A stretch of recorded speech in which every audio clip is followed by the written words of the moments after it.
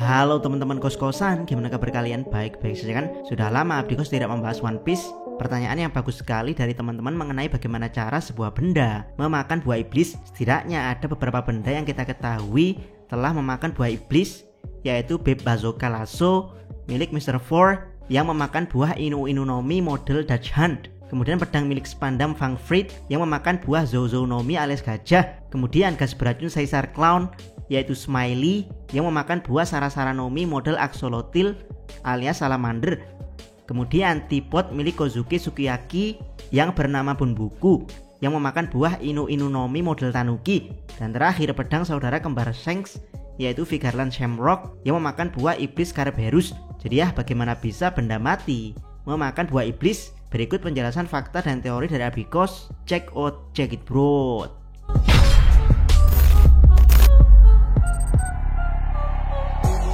Pertama, buah iblis Zoan punya kehendak. Kalau teman-teman perhatikan dari semua buah iblis yang dimakan oleh benda, semuanya adalah tipe Zoan. Dan ya, buah tipe Zoan ini punya satu keunikan yang diungkap langsung oleh Gorosei, yaitu mereka punya kehendaknya sendiri. Jadi ya, alasan kenapa benda hanya bisa memakan buah iblis Zoan, kemungkinan besar karena buah iblis Zoan sebenarnya hidup.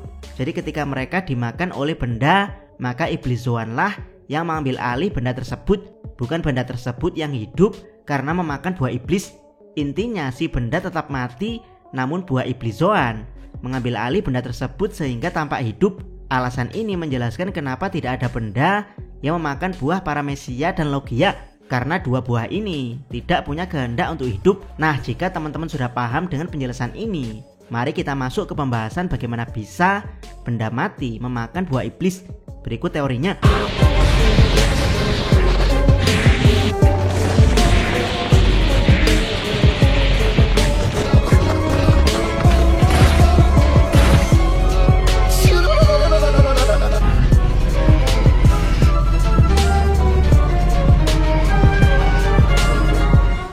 Kedua, menggunakan metode Green Blood.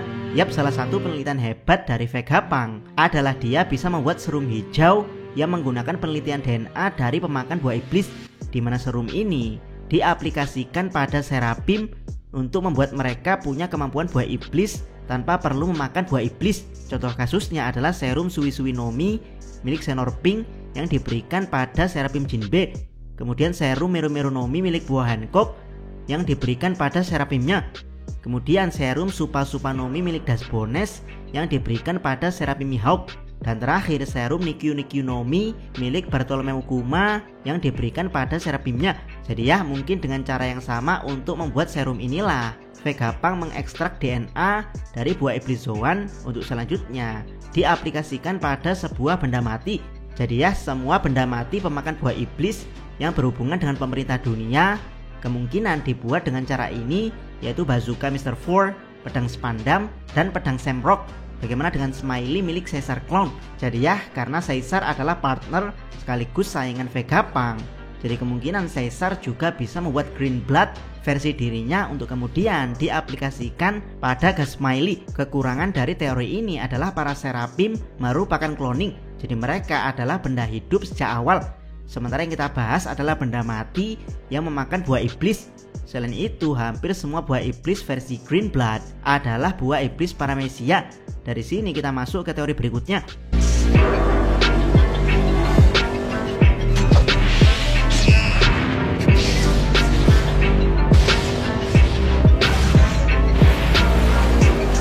Ketiga, memindahkan kekuatannya saja. Selain membuat serum Green Blood untuk mengkloning kekuatan buah iblis pada Seraphim, Vegapunk juga berhasil membuat Pacifista mempunyai sebagian kekuatan dari Admiral Kizaru, yaitu Pika Pika no Mi, tepatnya laser beam dari Kizaru.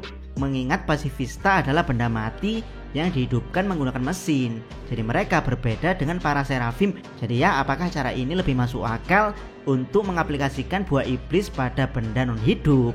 Jawabannya iya, tapi ada 3 kekurangan, yaitu pertama, meskipun Pacifista adalah benda mati yang dihidupkan dengan mesin, tapi mereka punya kesadaran sendiri untuk menggunakan kekuatan alias bukan robot remote control. Jadi ya, Pasifista tidak bisa 100% disebut benda mati. Kekurangan kedua adalah benda mati yang memakan buah iblis adalah kekuatan buah iblis utuh, bukan kekuatan buah iblis yang dibagi-bagi seperti hanya kekuatan laser Kizaru saja yang diaplikasikan pada pasifista. Kekurangan ketiga, kemungkinan pembagian kekuatan buah iblis ini hanya berlaku untuk tipe Logia, bukan untuk Paramecia dan Zoan. Jadi jangan kaget jika di masa depan mungkin ada pasifista dengan kekuatan lahar dan pasifista dengan kekuatan es.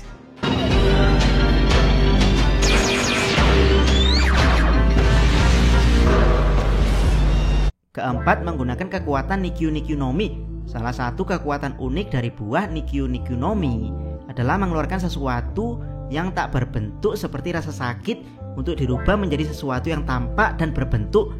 Jadi ya, mengingat Kuma sudah menjual jiwanya untuk kebutuhan penelitian Vegapunk, bagaimana kalau Vegapunk memanfaatkan kekuatan buah Nikyu Nikyu no Mi ini untuk mengeluarkan wujud iblis dari buah Zoan, lalu masukkannya ke sebuah benda mati? Menurut Abdikos, ini teori paling masuk akalnya sih. Namun meski begitu, ada satu kekurangan dari teori ini, yaitu kita masuk ke pembahasan terakhir.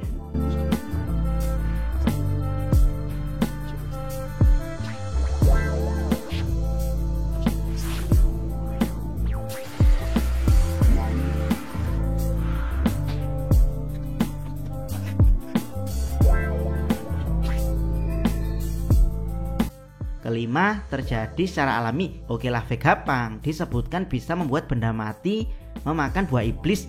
Tapi bagaimana dengan Bunbuku? Dia adalah tipe dari Sukiyaki yang memakan buah anjing model Tanuki. Mustahil dia berasal dari penelitian Vegapunk. Menurut Abdikos pribadi ada dua kemungkinannya. Pertama, Bunbuku adalah hasil dari penelitian Caesar Clown yang memang ada hubungannya dengan Doflamingo, lalu Doflamingo ada hubungannya dengan Kaido. Atau yang kedua, buah iblis jenis Zoan memang bisa merasuki benda mati jika mereka ditempatkan di lokasi yang sama dengan benda mati untuk waktu yang sangat lama. Jadi ya, acuan Abdikos adalah dunia perdukunan, di mana banyak benda terkutuk yang dipercaya punya penunggu gaib setelah benda tersebut ditempatkan di tempat terkutuk atau diisikan jiwa dari makhluk terkutuk. Jadi ya, bagaimana kalau buah iblis juga bisa melakukan hal yang sama? Misalnya buah iblis tipe Zoan di jus, lalu cairan dari jus buah iblis Zoan tersebut dipakai untuk merendam benda mati untuk waktu yang sangat lama, sehingga benda mati tersebut berubah menjadi benda terkutuk yang didiami oleh kehendak dari iblis Zoan. Yap, bagaimana menurut pendapat teman-teman? Teori manakah yang paling masuk akal tentang bagaimana buah iblis tipe Zoan bisa dimakan oleh benda mati? Menurut Abdikos pribadi, pewarisan buah iblis melalui rekayasa teknologi seperti kekuatan Green Blood hanya untuk membagi kekuatan buah Paramecia pada benda kloningan. Kemudian kekuatan Pacifista hanya untuk membagi buah Logia sebagai bagian dari benda yang dihidupkan dengan mesin. Sementara kutukan alami hanya berlaku untuk buah Zoan. Bagaimana dengan kekuatan Nikyu Nikyu no Mi yang bisa mengeluarkan suatu fenomena tak kasat mata? Menurut Abdikos, hal tersebut bisa digunakan untuk semua buah, baik itu Paramecia, Logia atau Zoan. Dan kekuatan ini sangat membantu Vegapunk untuk menciptakan teknologi pewarisan atau pembagian kekuatan buah iblis. Ingat ya, semua yang Abdikos katakan di sini hanyalah sebuah teori yang berdasarkan beberapa fakta. Jangan lupa subscribe channel Takos dan jangan lupa share video ini. Abdikos salam Mi.